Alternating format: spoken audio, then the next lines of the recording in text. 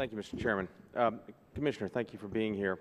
I appreciate you acknowledging in your opening statement the significance of the Jobs Act, specifically with regard to Title II, in that you agreed that it was intended to lift the ban on general solicitations for Regulation D, Rule 506, that seek only investment from accredited investors.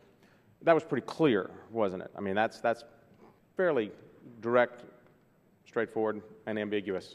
Absolutely. And it was relatively clear and unambiguous also in the Jobs Act that this was to be done within 90 days, correct? Yes, that's correct.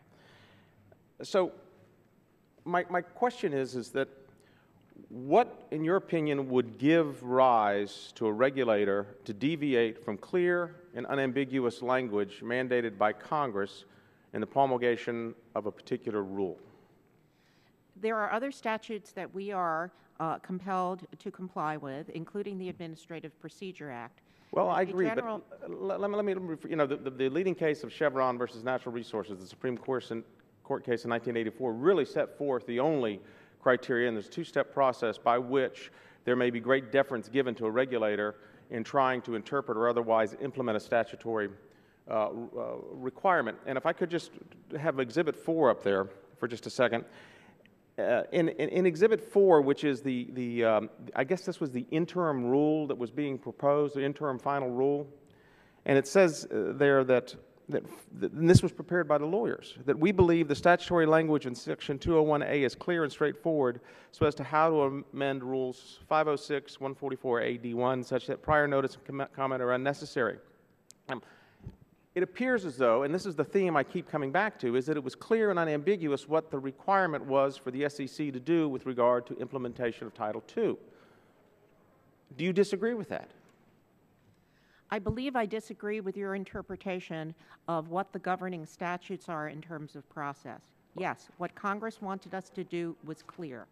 Congress's determination that there be a 90-day deadline was clear.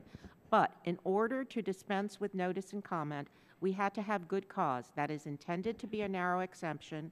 And would not the good cause have been the final interim rule? In fact, in the exhibits here before us, it indicates on advice of counsel that if we implemented, if SEC implemented the interim final rule, it would allow for this process to engage for a couple of years so that we could then reevaluate and issue a final rule. Now, that was suggested in June of 2012, 29 days before the deadline of 90 days. What happened in the interim? Did it have to do with Ms. Roper? What happened is that there were concerns actually, I can't speak for exactly what happened. But something happened. For what happened in my own mind. There were concerns expressed by others outside the agency about the process that was being followed. First, I should make clear, we never got legal advice from our lawyers that this was the way we had to go. Who prepared the interim rule? The Division of Corporation Finance. Your Office of General Counsel had nothing to do with that? They were consulted. They did not prepare it. Okay, and you have no evidence or otherwise have any reason to believe that they objected to that? They advised us that it would be possible to do an interim final rule. Not that it would be without risk, but that it was one possible avenue. Our rulemaking division first recommended that it be done by proposal, then it recommended that it be done by interim final, and then a determination was made that it be done by proposal. We were never told that we had to do an interim final, and it's very difficult to conceive of an instance in which that would be true.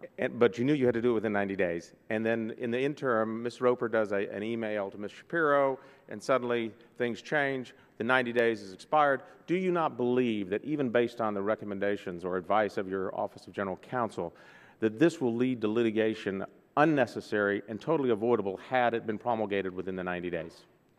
I believed that it could have led to litigation if it had been promulgated in the 90 days. It may also lead to because it had ambiguities, because it wasn't specific.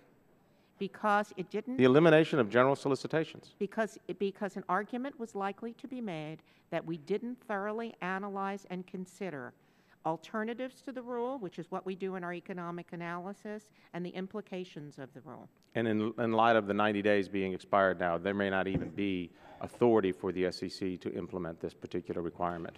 I Oh, see no, my that time is up. authority does not cease simply because a deadline passes. We still have authority to implement the requirement. We believe it is our job to do so, and we are going to. Even contrary to what your attorneys had advised you. Our attorneys did not advise us that our authority expired after 90 days. They have never suggested that. I yield back.